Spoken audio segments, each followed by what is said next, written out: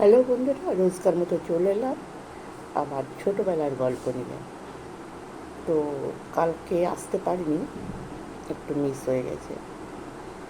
আমার ছোটোবেলাটা তোমাদের বলেছি যে আমি মানুষ, লাস্ট বলেছিলাম আমি মানুষ। বেশিরভাগ আমাদের একটা বাড়িতে দিদি কাজ করতেন, ভোজেশ্বরী নাম। তার কাছ দিয়েই সবসময় মানুষ হয়েছি, তার কাছে। তার বুকের দুধ খেয়ে তিনি নিঃসন্তান ছিলেন। তো আমার যখন 1 বছর বয়স, আমার তখন বোন হয়। তো সেই তখন থেকেই আমি তার কাছে মানুষ। তার বুকের দুধ খেয়ে আর তোলা দুধ খেয়ে মা বলতেন আমি বড় হয়েছি। সে যাই হোক, তাকে আমরা সবাই খুব ভালোবাসতাম। একটা সময় তার বাড়ির জন্য সে 12 বছর আমাদের বাড়িতে ছিলেন। তারপরে না, 12 বছর না, 9 বছর ছিলেন। তারপরে তিনি তখনকার কাজের মানুষরা মনে হয় এরকমই থাকতেন। যাই হোক, তারপর তিনি তার বাড়িতে চলে যান। তারপরে যাই হোক, আমরা 5 ভাই বোনের মানুষ হই এভাবেই। আর ছোটোবেলার থেকে আমার ছোটো বোনের সঙ্গে যত ভাব ছিল ততটাই ঝগড়া হতো। মানে আমার যদি জ্বর আসতো, একদম যমজের মতো ওরও জ্বর আসতো। আমার যদি পক্স হতো, সকালে পক্স দেখতো, ওরও বিকেলে পক্স দেখা যেত, এরকম আর কি। প্রত্যেকটা অসুখ তো আমাদের সবার এই 5 ভাই বোনের মানে ঝামেলা নিতে নিতে মা একেবারে অস্থির হয়ে যেতেন। আমি এখন ভেবেই পাই না মা কীভাবে এই ঝামেলাটা নিয়েছেন।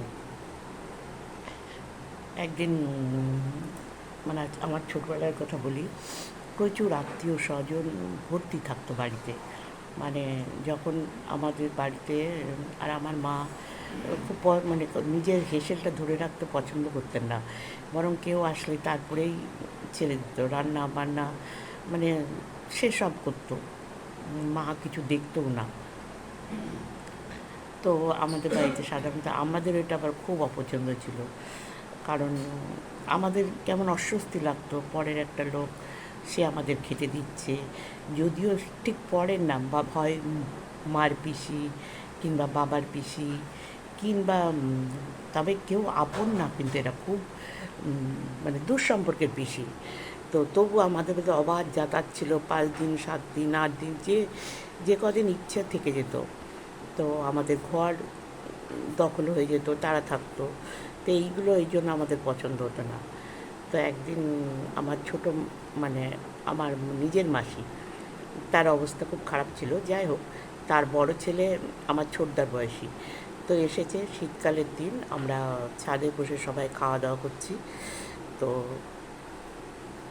মানে সকালের খাওয়া খেয়ে আমি পাশেই একদম ছাদটা প্রাচীর দেওয়া ছিল না, একটা করে ইট গাঁথা ছিল এই প্রাচীরের পাশেই, খোলা ছাদ।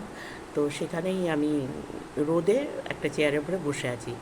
তো আমার মাসির ছেলে বারবার সেই চেয়ারটাকে মানে ফেলে দেওয়ার চেষ্টা করছে, আবার ধরছে, ফেলে দেওয়ার চেষ্টা, মানে আমাকে উঠানোর জন্য, ভয় দেখানোর জন্য। করতে করতে হঠাৎ করে তার হাত স্লিপ করে চেয়ার শুদ্ধ আমি ফেলে দিয়েছি, আর আমি পুরো একতলার থেকে একদম মাটিতে পড়ে গেছি চেয়ার নিয়ে। এবারে যথারীতি আমি অজ্ঞান হয়ে গেছি, যত সময় উপর হয়ে পড়েছিলাম। মানে মা বলেনি। তারপর দেখছি, মানে আমার যখন জ্ঞান ফেরে আমি দেখছি আমার মা কাঁদছে, মার কোলে আমার মাথা, আমার গা হাত পা সব ভেজা, আর জল ঢেলে ঢেলে মানে সারা উঠানটা জলে ভর্তি। তো এরকমই স্মরণীয় প্রচুর ঘটনা আছে। আবার আসবো কালকে। এখনকার মতো বাই বাই।